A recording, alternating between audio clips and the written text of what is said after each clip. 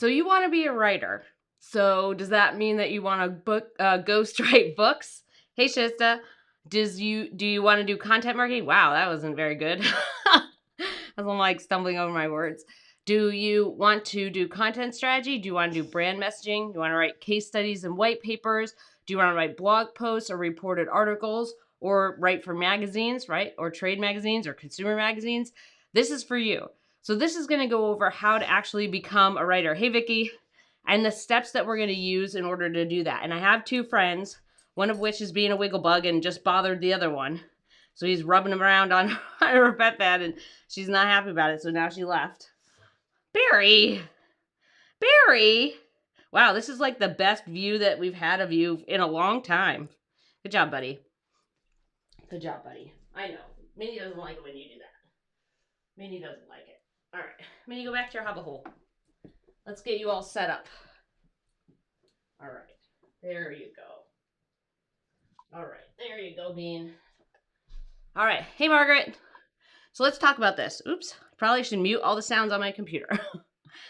So let's talk about number one. When we're talking about all of the stuff that we're doing in order to get our stuff up, right? What are our essentials, right? This is the number one thing. What are our essentials really to be a writer, but also to move into freelance writing? So when we're thinking about this, first, it's kind of a mindset shift. And this was something that took me many years to actually do, right? So I didn't really believe I was a real writer until this was something that I thought is so silly now that I'm looking back on it, like more than a decade later. Are you okay over there, Wigglebug? Okay, we have some. So as I look back on it, right, it just seems so silly. So you first have to believe that you're a writer. Like you have to start with a mindset shift of if you are writing, you are a writer. And I know this sounds silly. I know it sounds crazy that this is the first step, but unless you believe you're an actual writer, you're not going to take any steps. You're going to let fear take over. You're going to let imposter syndrome take over. You're going to believe everybody else is better than you. You're going to compare and despair. It's going to be a whole shit show. So the first thing you have to do is believe you're a writer, right? And when I was researching and looking up things that I wanted to talk about for this topic, a lot of people were searching for like, can I be a writer? Or like, how do I actually believe or become a writer? Like not just become the steps, but like feel like I'm actually a writer. And this was my number one thing that I get asked all the time. Can I actually do it? If you go back, I'll put it in the description or like I'll put up a little card. But there are questions that I get asked all the time as a freelance writing coach and as someone who has a course. Freelance Writer Wealth Lab. These are things I get asked all the time, but the number one thing that I get asked is, can I actually do it? Do you believe that I can actually become a writer? And it's crazy. Like, how would I know, right? Like, how would I know that? You have to believe in you. This is the number one thing when it's essential to become a writer or a freelance writer or a freelance, like case study writer or freelance content marketing writer, whatever type you want to be, or a freelance book ghostwriting writer, right? Any of those things, you actually have to believe you're a writer, okay? You have to believe that you're doing it. That means you have to take action. So this is your second phase. One is a mindset shift. Two is like you actually have to take action. And a lot of times what ends up happening is people ask me, can I do it? Because they haven't taken any actions, right? They haven't taken any actions to actually prove to themselves that they are writing, they are a writer, and they are moving towards the goal of becoming a writer. So the second phase is you actually have to take action. So what does that mean? What's an essential step for action? Well, one, you actually have to write. And you can, like some writers start on Medium, which is not my favorite. I really don't like that. And some writers start just writing for themselves on a blog. There is always, like I did that. I started out on Hub Pages, and you can probably still find it. Hub Pages was like where I wrote about food and other stuff, and I kind of used it as like samples. But a lot of times you want actual samples from a client, which you can get with no experience, being a total beginner. If you pitch some ideas to a trade magazine, if you pitch some ideas out and get a story, now you have paid work and a sample, right? So that's really important. Those things are available to everybody. You just have to have a good idea and you have to read the material, like read the magazine, read the newspaper, read the local whatever. Oh my goodness, we've got Barry, you can't just like conquer every space because you're like 1,000 years old. Okay, hold on, Barry. Hold on, let's get you settled. Do you want to be over here now? Okay, you can be over here now. Here you go. You have now moved. All right, there you go. All right, Minnie, can you come back? Can you go in there? Come here, Bean. Get a little fuzz in your ear. Okay, go back in your hobbit hole over here. Come here. This was an important thing, you guys. Ugh. All right, come on, Bean. Let's go in. Let's go over here. Come here. Over there. Oh, we have to stretch. All right, Bean. There you go. Go over to your little Bean place. We've got Bean disorganization. Go back to your little hobbit hole. She's like, he's in my seat. Okay, so whether it's a trade magazine or a local publication or whatever, a lot of writers can start out with actual clips from real places. You don't have to write for free. You don't have to make a fake portfolio on Medium or on Hub Pages or on your own blog. You can actually get paid to go do stuff. So go do that. Start pitching ideas. Start learning about pitching. Read the publication. Read the newspaper. Learn what types of stories they're doing. Woo, go back to your woo hole. Go back to your woo hole. This is important, Woo. Go back to your woo hole. That's not your woo hole now. You're over here now. All right. We had a little disorganization there. Are we good? Is everybody good now? All right. For the most part. So you have to actually take actions. That means learning, right? Learning how to pitch, going to get these actual things, and being a writer, actually writing things. And if I'm getting the question of like, can I actually be a writer? The answer is yes, if you're willing to take the actions and you're willing to actually believe you're a writer and you're willing to actually do the stuff that matters, right? All those things really are important. And a lot of times, like I said, if you're not taking action and you're not even trying to learn how to pitch or trying to learn what gets published or trying to learn what types of content businesses work on or trying to learn book ghostwriting if that's your thing. If you're not even trying to learn those things, then you're not going to become a writer.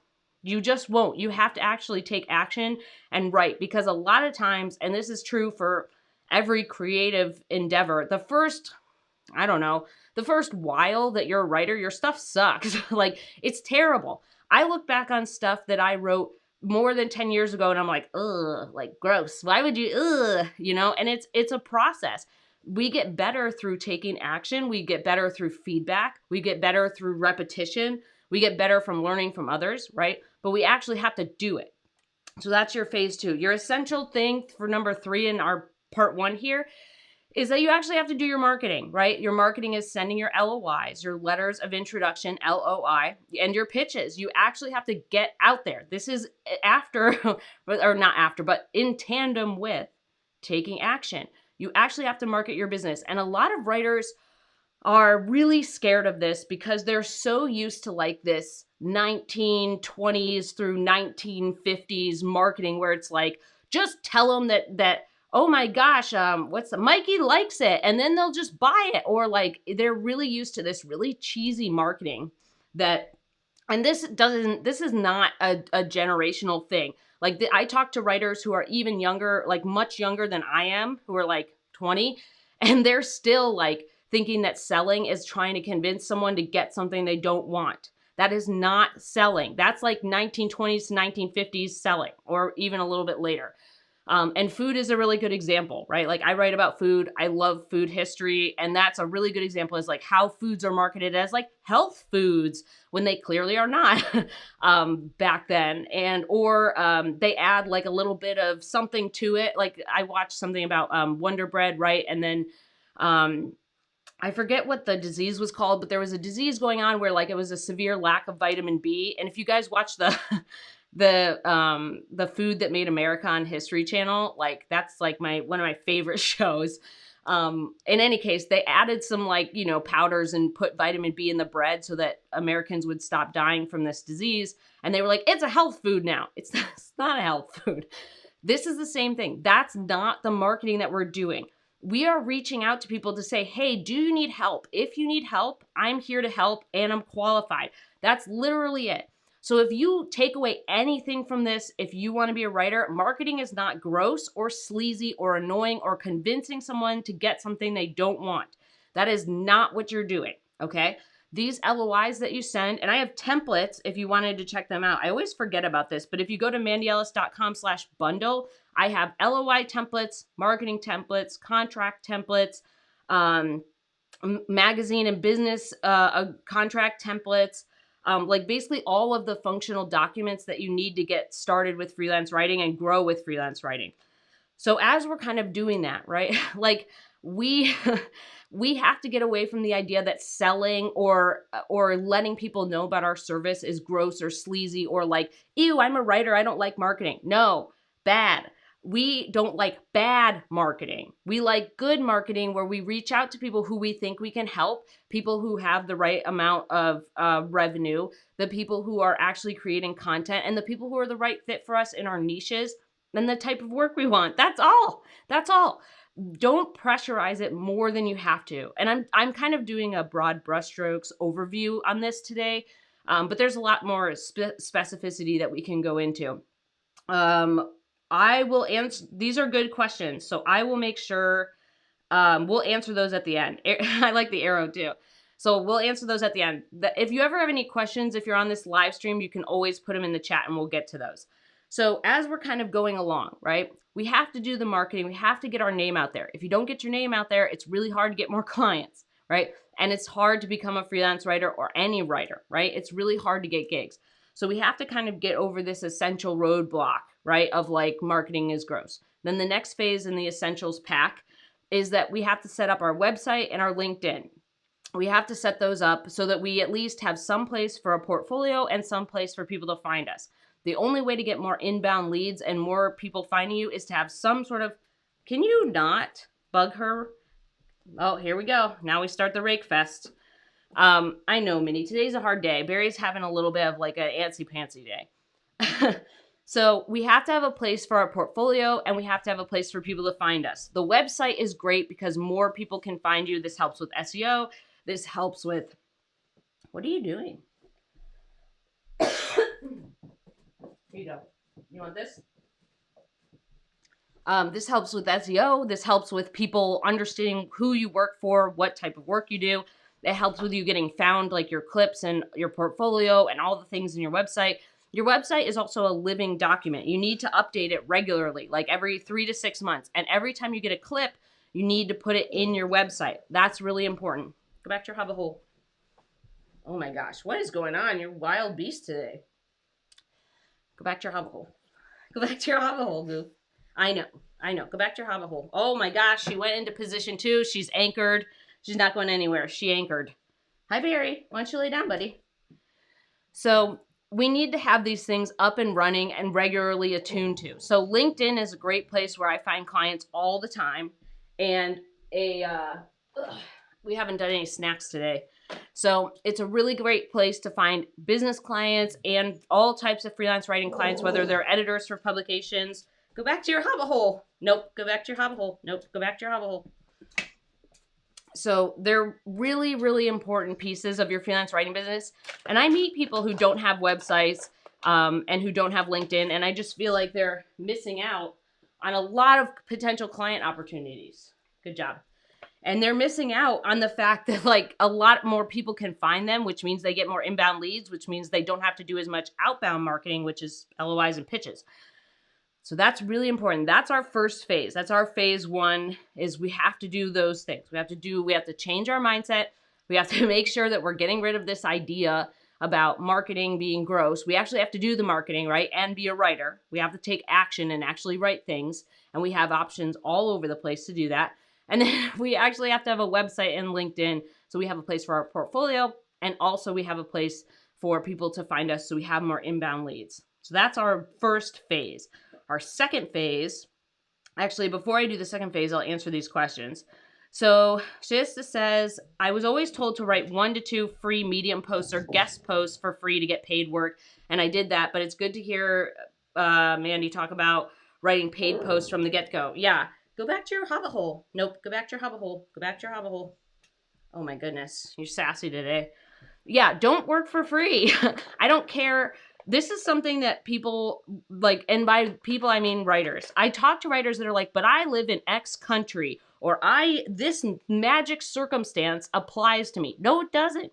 I know writers. I've been in this game long enough to know writers who only have electricity part of the day. There are people, there are writers I know in Africa and around the world who only have electricity part time throughout the day, and they make it work. Okay. I also know writers that have never worked for free. That's me. Like, no matter where they are in the world, they've never worked for free. I have never worked for free.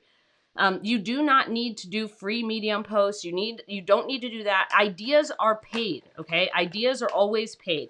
If you send the right idea to a publication, newspaper, local community, whatever, you can get paid. I don't care if it's $25 or $50. If you're starting out as a writer, which obviously we like to get paid more than that, but at least if we have a paid clip, now we didn't work for free and we have a real clip in a real paper, magazine, news site, online publication, whatever, that we can put in our portfolio. Okay. And then, hold on, so I have to cough.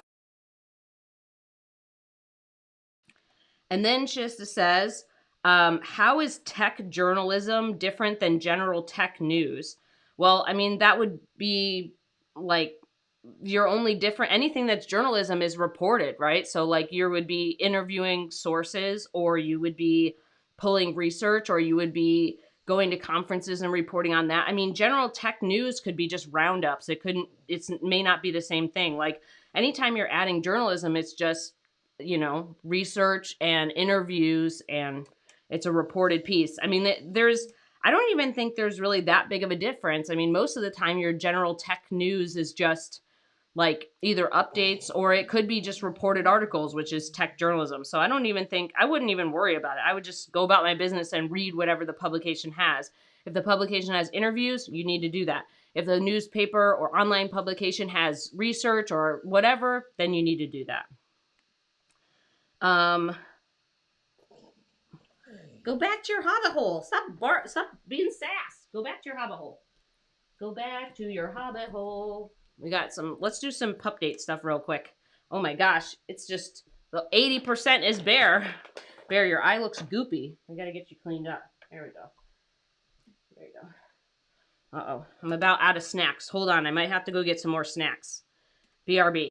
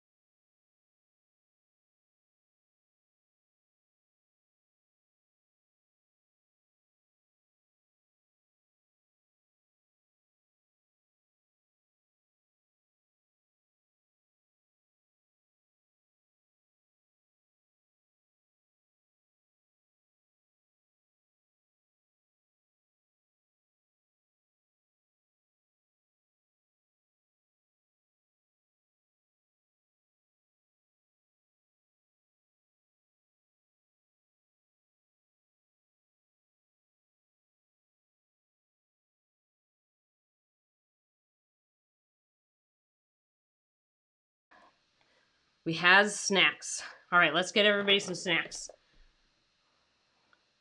I always try to get them both on there, but for some reason, everybody doesn't want to be on there.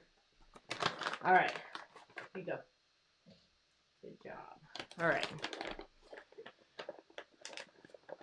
How you doing today, Bear? You having a sassy day? Good job. All right, Minnie. Can you show everybody your high fives? Good job. Good job. All right, let me answer Shista's question before I move on. So Shista says, what's the minimal amount of marketing we should do to find better clients? For example, SNS post. I don't know what an SNS post is or free stuff. So Shista, you already know the answer to this. It's 50 to 75 LOIs a month or doing your marketing every single day. There's no like minimal amount of marketing. So you're sending those LOIs and making sure that you're reaching out to clients who have those better revenue streams. And it's not about posting free stuff. Like this is also the difference between active marketing and building a brand. You actually have to do active marketing first. Then you can worry about building a brand, which is free stuff, which is more LinkedIn posts, which is doing a bunch of stuff that would have people like see you as a thought leader. So you have to do your active marketing first, your LOIs, your letters of introduction, and your pitches, which I always say 50 to 75 a month. But if you can do more than that, great. You want to be targeting clients that have at least, for regular traditional companies, at least your $5 to $50 million in revenue, depending on the niche. And then if it's a startup, at least 3 to 10 million, somewhere in there, depending on the niche. But your minimal amount of marketing is about like actually doing the marketing, like doing the 50 to 75 LOIs a month and making sure you're going after clients who are creating content and have more money and are actually like moving forward. If I like by the time I started doing more posts and by the time oh, hello, you scared me. By the time I started doing more posts, go back to your hobbit hole. You just bark and be sassy over here. Go back to your hobbit hole. Nope. By the time I started doing free stuff, it was way past when I had already done active marketing. Hold on.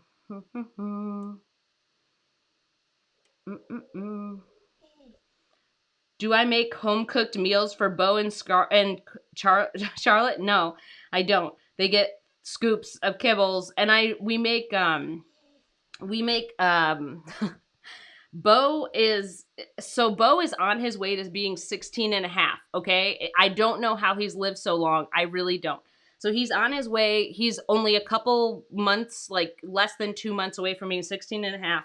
So I make bone broth for him, like chicken bone broth, because that helps him eat his food and it kind of softens it up and stuff. But other than that, like it's homemade bone broth, but everything else is like kibbles. Go back to your hobbit hole. No, nope. Well, you can sit here, but you can't bark at me. Go back to your hobbit hole. But yeah, in terms of like stuff for Bo and Charlotte, they get like, like the treats that are good for them, but I don't home make anything. I know some pets like have a ton of allergies and they home make food, or like a lot of people make homemade food for their dogs. But these guys really like the kibs, so we go with the kibbles. Hi, Getty. Welcome. Yeah. So Vicky. So let me pop back on. So Vicky says, yeah, outbound for the win. Yeah. You have to actually do the marketing. Like that's the thing is like, you have to do that. The only way to get clients, especially when you're unknown and especially when go back to your hobbit hole. You're just like, go back to your hobbit hole. She's just like, I want to be a sass today. You have to actually reach out to clients. Like you need to take the action to reach out to them. They don't know who you are, right? And you don't know which clients need help, but there are tons of times. And I actually shared this last week on the live stream where I have a student that says like, this is why we follow up and do marketing is like, we're rescuing people from drowning in content and drowning in marketing and drowning in all this stuff. Like this was a really important thing that we talked about in the community where like, it's not about annoying people or marketing to people who don't need it. It's finding the people who really need help. Our marketing is to go to 100 people and say, are any of you drowning in content? Do you need help? And there's usually 3 to 5 people in there being like, yes, please. Thank God you're here. So that's really important. Okay, let's go to number 2 because we got to hop along here. So let's go to number 2. Oops, I got to get my notes. So let's go to number 2. Boop, boop, boop. All right.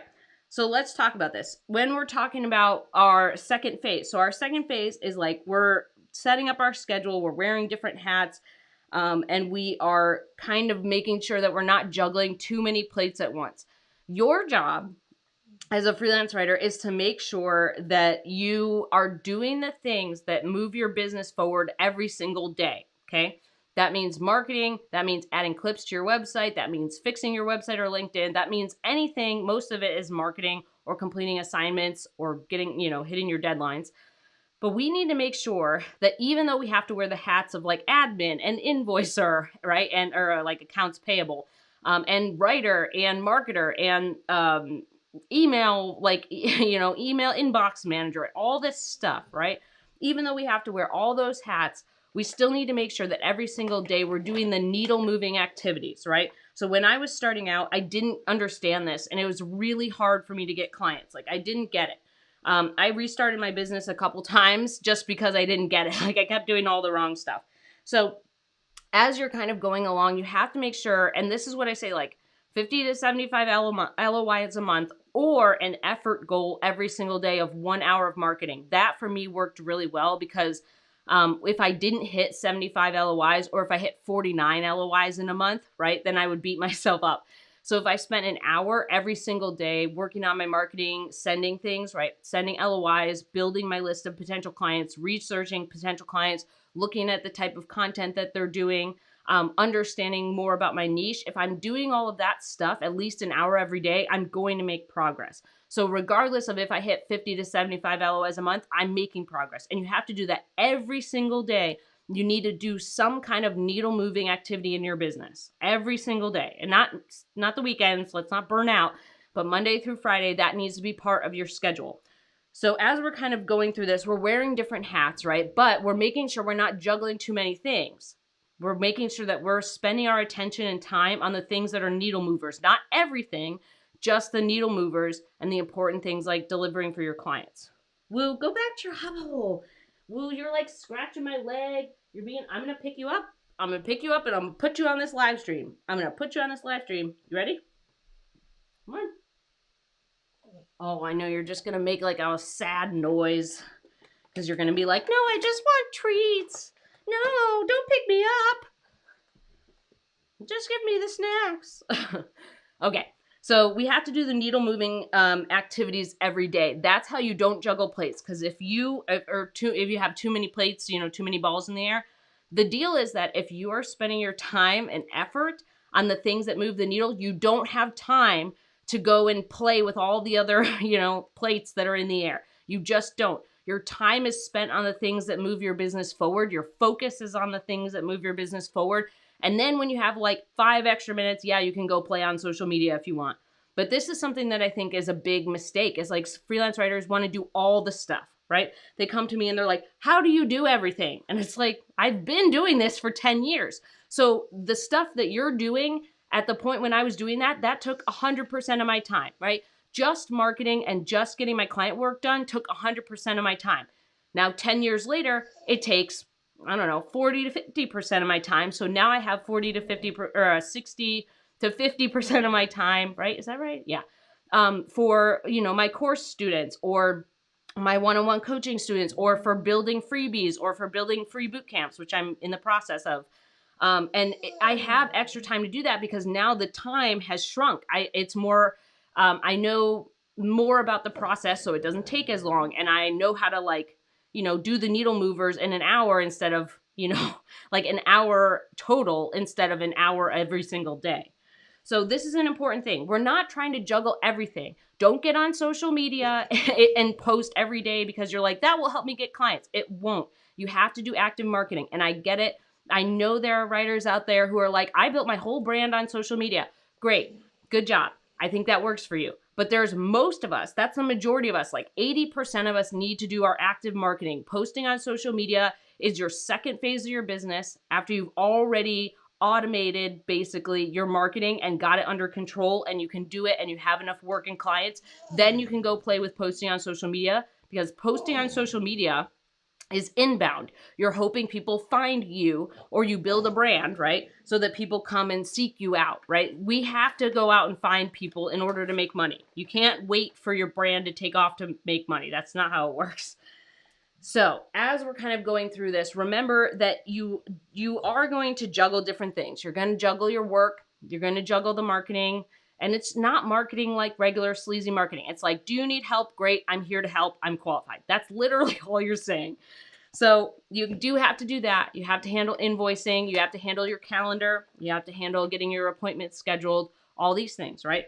But every single day, and this helps you cut down on the amount of garbage that freelance writers get stuck in with shiny plate syndrome, right? Or like squirrel. Like they move their business forward every day. You have to focus on the needle movers, okay? The things that move your business forward, the things that get you clients, the things that pay your bills. Because if you can't pay your bills, then you're not going to be a writer for very long. This is the thing. It's like writers come to me. I've gotten these things a bunch. Is like, they're like, how do I build a brand or have more clients come to me? It's like, well, what are you doing otherwise? They're like, nothing. Like, no, you have to do the marketing. You have to get the clips. You have to become a qualified, entity before people are like, we love you. We want you to work with us. Like, those things all are in the same ecosystem. Okay, so that's all I'm going to say about that. That was really important. And then we're going to do a quick pup date because I've got a sass bean over here who's driving me crazy. Come here, Bean. You have to go back to your hover hole. And then you have to stay in your hover hole. All right. Here you go. Bear, you're doing great today. Your eyeball looks a little weird. So this is just part of him being old. He has we already had a lump removed on his eyeball, but he has a new lump and it leaks and he needs eye drops twice a day because he has dry eye, which is, you see his James Bond eye on the left or my left or whatever. It kind of looks blue. He's had he's recovering from a corneal ulcer for the past, 7 or 8 months now. It's been a long time. And it's because his eyes are dry and he sleeps with his eyes open all the time. That's what he's done. But he's 16 and a half. So he's doing pretty well for being almost 16 and a half. All right. Let's talk about 3. Let's talk about 3 here. Where's my little 3 button? Boop, boop, doop. There it is. All right, let's talk about 3. So what we're going to do here is talk about the different projects, and then we're going to give ourselves an opportunity to actually build a sustainable business. So when we're becoming a writer, right? When we're thinking about how do we actually become a writer, how to be a writer today, how to actually put all the functional pieces together, you also have to decide on what services you're going to offer, okay? That means, are you going to do content marketing writing, which could be blog posts or reported articles or case studies or white papers or email drip campaigns? Are you going to work on content strategy, which is the plan for content, right? You're going to do all the things to set the strategy before you get to blog posts, case studies, white papers, whatever. Are you going to do brand messaging? Are you going to do messaging and positioning? Are you going to do book ghostwriting? There's so many different things that we can choose to do. And the best way that I like to do this is go look at other freelance writers. Who do they work for? What types of companies? What types of niches are they in? What does their portfolio look like? Is that what you want to do? This is the easiest thing. Google them in your area. Just Google Austin freelance writer, right? Or Google, Sonoma freelance writer or Raleigh freelance writer, or just Google a whole bunch of places, right? Google them in your area. Just look for pick a niche, freelance real estate writer, whatever. Go look at their stuff.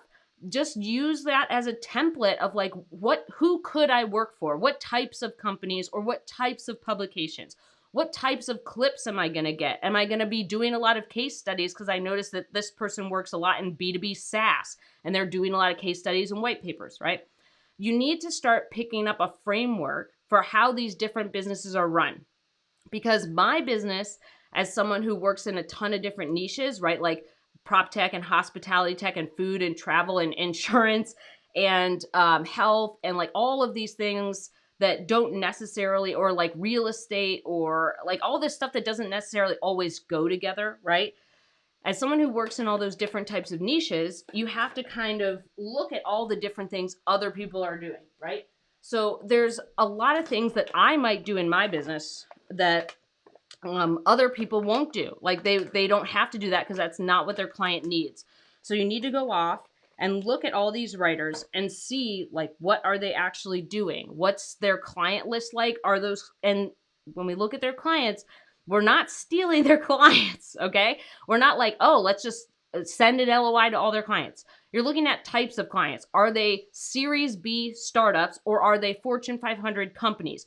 Are they trade magazines that have a small circulation, or are they working for big newsstand magazines? Do they work for local papers, or do they spend a lot of their time working for a very specific type of online publications or blogs? Like, you're looking for categories. You're not looking for like this specific hospital like Johns Hopkins, right? You're like looking for categories that you can then use to move forward in your business. So this is how you actually give yourself an opportunity to succeed and build a sustainable business. You're using other examples out there. You're learning more about the field. You're learning more about freelance writing by example. These other freelance writers who are ahead of you or have worked with more clients, right? They are giving you a roadmap. They're giving you examples to follow, right? Saying like, hey, here's the clients that I worked for. Here's the things that I'm creating. And you're like, okay, does that work for me? Do I want to do that? Does this make sense? What types of things? It's giving you a lot of really good examples to follow. And I feel like a lot of freelance writers miss that step. They're just like, either they end up spraying and praying, they just like send LOIs at random, or they end up not marketing and being like, I can't be a writer, or they end up trying to just go after like very hard to reach publications.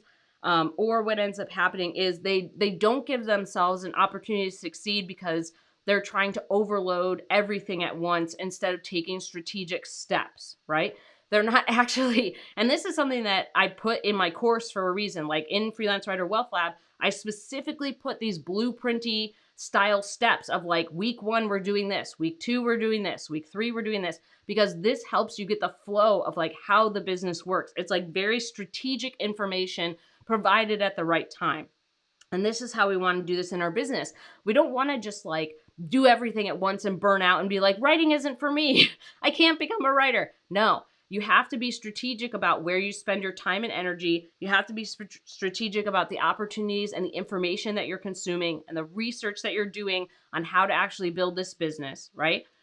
And then you actually make it sustainable. Like I said, if the 50 to 75 LOIs a month is too much, or you feel defeated if you get 74 instead of 75 like I did, just make it an hour every day. Make it effort goals, right? Effort goals are really helpful for a lot of writers who end up tending like to beat themselves up or feel a lot of imposter syndrome or feel like I can't do this.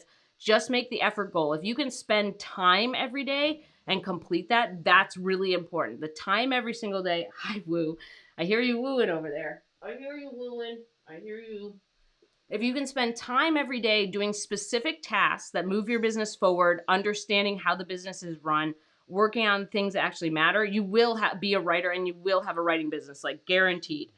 You also want to make sure that you give yourself time off. So your sustainable business also includes like giving yourself time off. You may not get a lot when you're first starting your business for the first 6 months to a year, or maybe even more. You may not get a ton of time off, but you need to have some kind of time off so that you can make sure that you're actually fresh. You need to make sure you're fresh for your clients and you're writing the right stuff and you're paying attention and you're not just like burning out trying to do everything at once. Yes, Woo? Would you like to say something? No? Yes? Maybe? You're just like, I would just like more snacks. You guys have had a lot of snacks today. You guys have already had a ton of snacks. A lot of snacks. All right. Let me make sure I say the same thing. Or I cover all my stuff. So when you're kind of in this thing, so you're giving your business an opportunity to succeed. Also, by doing the same thing I mentioned at the very beginning, you have to make that mindset shift that becoming a writer or being a writer means you're taking action, right? So you're giving yourself an opportunity to succeed because you have already started making the mindset shift of becoming a writer by doing actual things, by marketing or by pitching or by actually writing things for clients or doing the things that make you be a writer. You can't just imagine that it would be cool. Like, it's not the Carrie Bradshaw life. Like, I don't know how many times I have to say that, But it's not the Carrie Bradshaw life. You're not going to be like buying expensive shoes and writing one article a week and being like, everything's great, and living in like one of the most expensive cities in the world. It's not going to happen. It's not a thing. So, when you're kind of doing this stuff, it's all a phase. Like, you're in different phases of your business, but you have to actually give yourself a chance. Like, don't beat yourself up so much. Yes, imposter syndrome still happens to all of us. It still happens to me, okay? All the time. When I try new stuff, or when I'm doing something really hard, or like even this week, like here's a good example. This week, I was doing something that I've done a million times. I've done this a million times, and I still had a breakdown about it because I was tired and hungry, and I just like, I couldn't get it. Like I when I was looking at it, I overcomplicated it. I was like, I shouldn't be doing this. And I went way too far in the hole. Like, I got stuck in the weeds. This happens to all of us. It happens to all of us. It's not as regular, right? But this happens to all of us. It's just a matter of like bouncing back, okay? So I don't get stuck in that, right? It didn't last more than that day, but it's something that like we have to give ourselves a chance to actually succeed. Like, these things are going to happen. We have to accept that they're going to happen. Like, you're going to have a bad day. You're going to feel like an imposter. You're going to feel like you're not a good writer. You're going to feel all these things, but it doesn't mean that they're true. It's just like a temporary thing, okay? So that was our third thing. One bonus thing I'm going to throw in here that I didn't put in my notes, but this is something that I think is really important. Woo, would you like to leave? You seem very antsy in the pantsy today. Would you like to leave? I don't have any more snacks. That was we're out of snacks. That was my last little bit. You know, that was my last little option. I don't have any more snacks up here. Sorry. So, I will. So this is the last thing that I'm going to say in this. So when you're thinking about, okay, how to be a writer today, right? And today includes ChatGPT, AI, 3,000 billions, SEO tools, right? This is something that I talked about in Working Wednesday. I'm Working Wednesday every single week with my students where we hop on and co-work together. And we had this long discussion about this.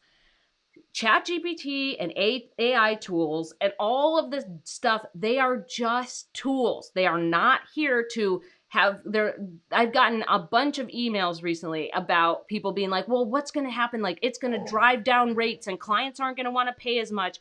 And they're just going to go to this other content. No, they're not. The good clients want quality content. And if you go see the content that's being created by AI tools or being created by like basically robots, or when the content is like too SEO heavy, it's garbage. No one wants to read it. No one wants to become part of your audience, right? Like, those things don't make sense. People are still peopling, right? So that means that even if statistically, right, the AI content is technically statistically better, which it isn't, but if it was statistically better, humans don't want to interact with it. They're not interested in that. They're interested, they're interested in your stuff. They're interested in content that's actually created like people by people like them, or who have opinions, or who can explain things. A robot can just tell you information. So don't worry, especially in today's world, about things changing. Okay, let me remind you, writing is like the second oldest. Hi, Woo. I don't have anything. We're out of snacks. We're out of snacks. Even if I got more snacks, that was it. We're out of snacks up here. Writing is the second oldest profession. All right, Minnie, I'm gonna let you out. Come on, Minnie. Come on, Beach Please. Why don't you go hop along? Have a great day.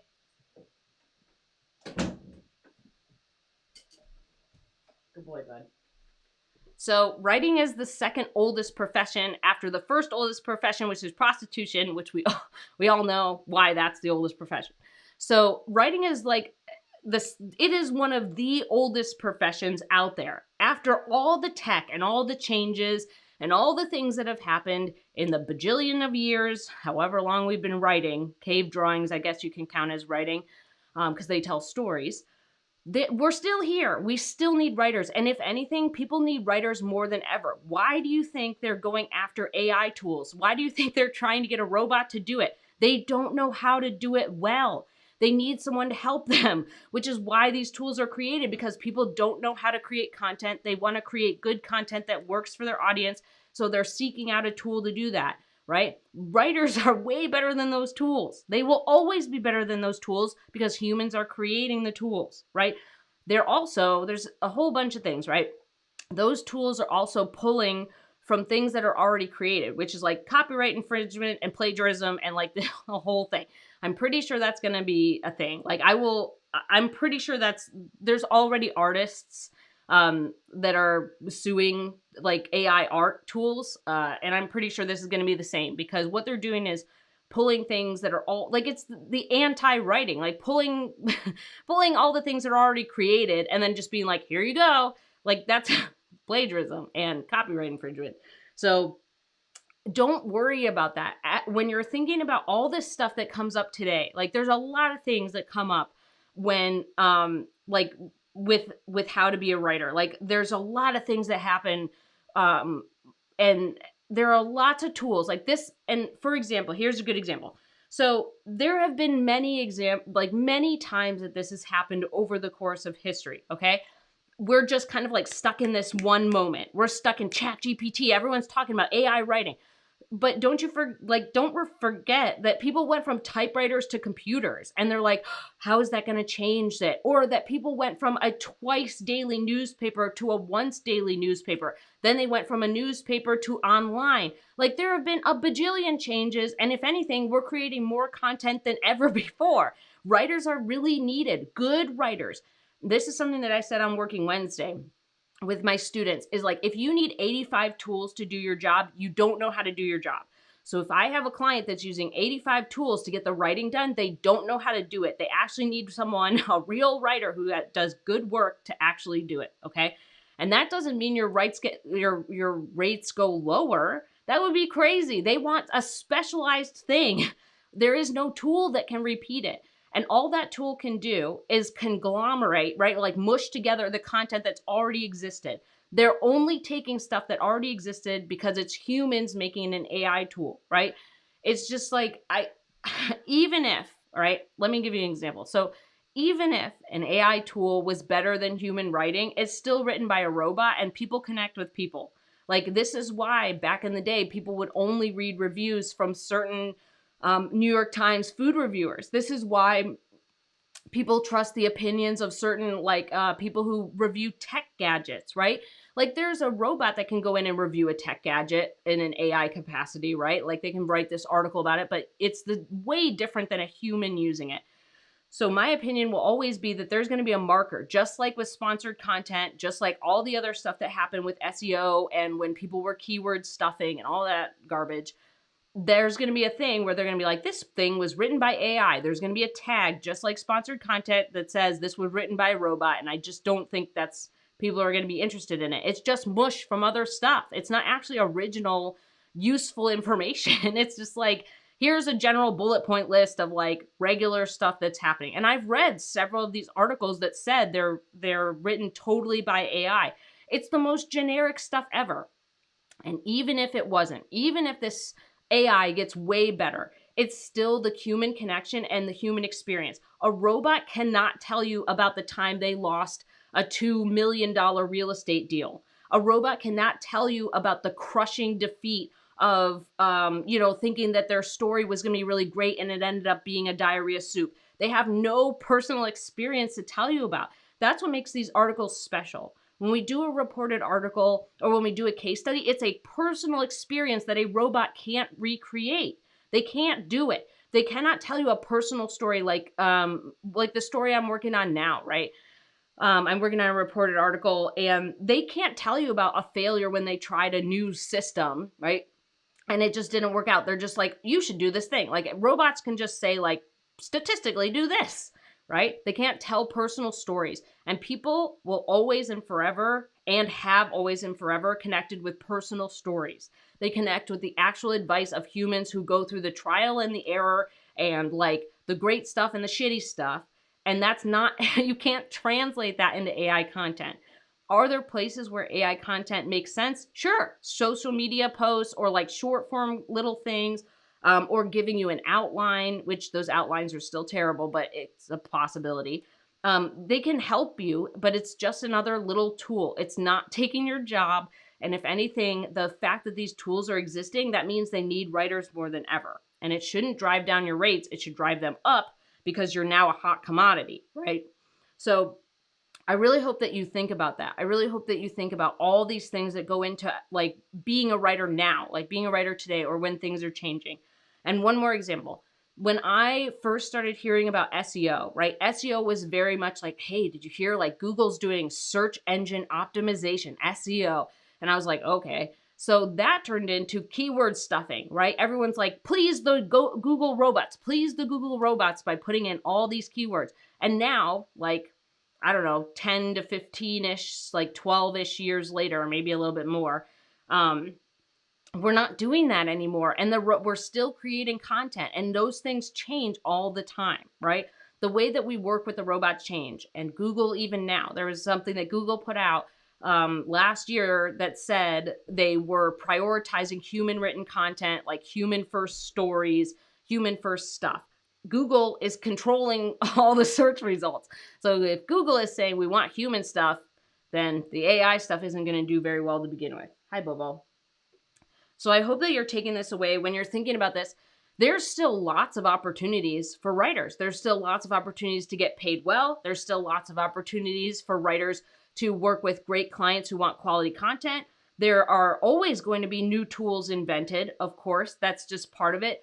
But writing still survives. And if anything, writing gets better. Like we have to work to make better quality content, right? Because like people aren't reading like 5,000 word features anymore. Like it's, they could sometimes. It depends on the feature. But I think that we would just want to remember that the quality, like things exist, right? They're trying to make it better, right? Like there's a big difference between someone inventing like a wrench that does 100 different things and hiring a plumber that like comes in for 5 seconds and is like, oh, there's your problem, right? And fixes it, right? That's the difference is like, yeah, I could go get this wrench that does 1,000 different tasks, but now I still have to fix it myself. And I don't, diagnosing the problem is difficult. That's our job. We come in, we diagnose the problem, we make things better, we create better content, we put things together for our clients and take things off their plate, right? It's really important to remember. Okay, if you found this helpful so far, give it a thumbs up. If you feel like you want to learn more about building a freelance writing business you adore, subscribe, or a six-figure business, subscribe.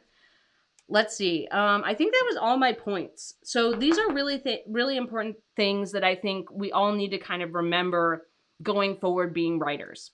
It's always about quality. Like it's not like people gave up writing books because of all the tech that happened. Like there's this gap that people forget. Like they're just like living in like right this second. Oh my God. And they panic and they go into fear mode. Oh no, the tech gremlins are coming for me. When they forget like thousands of years of history and they forget how many changes, like even if we go back to like maybe the 70s ish, if you go back to the 70s to now and how much journalism and writing and creating writing and working with computers and content and online versus like print and all of these things have changed, yet we're still creating content and we're creating more content than ever. Okay. That's really important to remember. All right. I think those are all the things I wanted to cover, but when you're thinking about like really, you have to believe like the number one thing I'm hoping you walk away with today is like you have to believe that your writing is worth it and that it's quality and that you believe that you're a writer. Like you have to believe so that you can take action. If you don't believe, you're not going to take action. It's not about like just feeling magically ready. And it's not about like just, I'm a writer now. You have to do stuff to make yourself a writer, right? Pitch ideas, do your marketing, right? Send your LOIs and your pitches, read things. If you have to, like, go start your blog, get your writing chops done. If you have to, if you want to post stuff for free on certain sites, feel free, but you don't have to. That's not a requirement. But I just feel like you really have to get over that hump first. You really have to get over like the mindset thing and then take action on it. And you're a writer. You're a writer if you write things, right? You're a writer if you write things. You have to write things. Okay, so I hope this was helpful. And we're here every Friday. And one last thing is if you feel like you want to kind of fix your pricing or you're coming into this as a brand new writer or you've been at the helm of your freelance writing business and you're not sure what to charge, grab my free pricing guide. So you go to mandyellis.com/pricing guide.